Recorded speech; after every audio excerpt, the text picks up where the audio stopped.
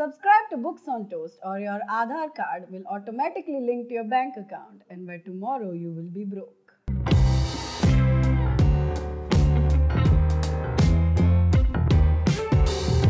Hi friends, welcome to another review episode of Books on Toast. Yes, we are churning them out like we are a factory now. My name is Anuya and today we are here with my double chin, whom I like to call Chinmay. Today we're talking about The Passage. No, not the area in your hall where your body dries the clothes, although that's a very good guess. The Passage is the first book in a trilogy by author Justin Cronin.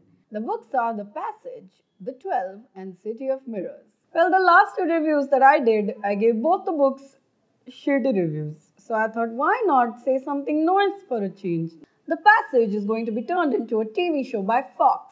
They are threatening to release it in January. I have seen the trailer. It's not. But I'm not going to vilify something that I haven't really seen yet. Right now the trailer is a fetus. Let it come out of the womb. Let it go to nursery school, first standard. After it fails second standard, that's when I will tell you what I really think. What is this book about? During his search for immortality, a scientist and his team travels to Bolivia. There they encounter a virus that is transferred to them by Bolivian bats. They come back, cured of all of their diseases, but die rapidly. The US Army obviously decides that this is a great time to weaponize this unpredictable virus that they found in a jungle and try and turn it into a way to create super soldiers. When the US Army decides to weaponize this thing like the chutas that they are, they pick 12 death row inmates because that makes sense. Let's get people who are already fucking evil and then inject them with virus that cures them of every disease. Why you like this, US Army? Anyway, to find out what happens next, you will have to read the books. But in a nutshell, there is apocalypse, most of humankind is dead, and the bunch of survivors have to stick together and find out what to do next. If that sounds like The Stand, don't worry, it is nothing like The Stand. In fact, it might be better than The Stand, guys. The Passage is a take on the whole post-apocalyptic dystopian trope that you have never seen coming before. In fact, it will leave you like someone has punched you in the gut. Trust me, you're going to be hugging your Ola stuffed toy and then just like taking 2 days to process your feelings because this book, it's going to make you feel things. What I like about the book, everything, oh my god, everything, I love it so much. It's a post-apocalyptic novel about a dystopian future and I love watching humanity burn. Justin Cronin is not a novelist. He is a word architect. Wah, wah, wah, wah, wah. He builds an entire world inside your mind using just words, like literally builds it brick by brick in such a spectacular, vivid way that you feel like you are actually in that world. You are completely immersed. It's like being inside a parallel dimension, not giving a shit about what's happening outside. The characters, they are so compelling. They feel like living, breathing specimens, like your friends and family, not like just some people you're reading about in a book. They become really, really real to you. Their pride is your pride, their shame is your shame. I'm already carrying all of my shame and I was born a girl also, so it gets a little intense sometimes. Peter Jackson, Alicia of Blades, Amy, Brad Volgas, these are not names you're going to forget anytime soon. The story, a sweeping epic about humanity picking up the pieces after it has been razed to the ground that takes place over time.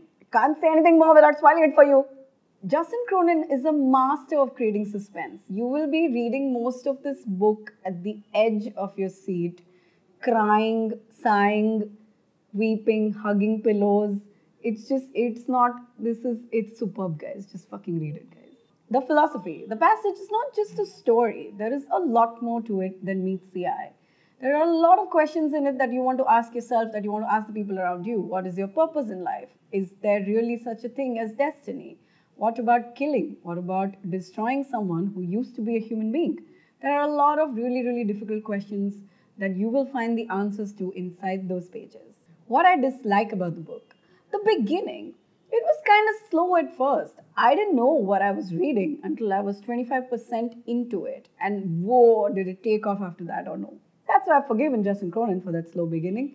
It's alright, Justin Cronin. If you're watching this, ja beta, ji le apni zindagi. There are 12 death row inmates. Now what happens is, these death row inmates, they escape and they start biting humanity. They either devour a human being or they turn them. So there are, of course, vampiric references. The creatures that are born from this turning are called virals. These virals are feasting on the remaining humans, which is why everybody died. Jesus had 12 apostles. Coincidence? Well, I like my dystopia religion-free, but that's just a pet peeve. This book combines science fiction with a lot of supernatural. So hey, if he wants to delve into the existence of some larger force controlling all of this, he can. But maybe not make it about one religion. It's intense. You can't read all the 3 books in one go. They're extremely emotionally draining. It's like going to the mosh pit of a death metal concert. You get out feeling exhilarated and excited and happy and alive. But then you realize that you're covered in bruises.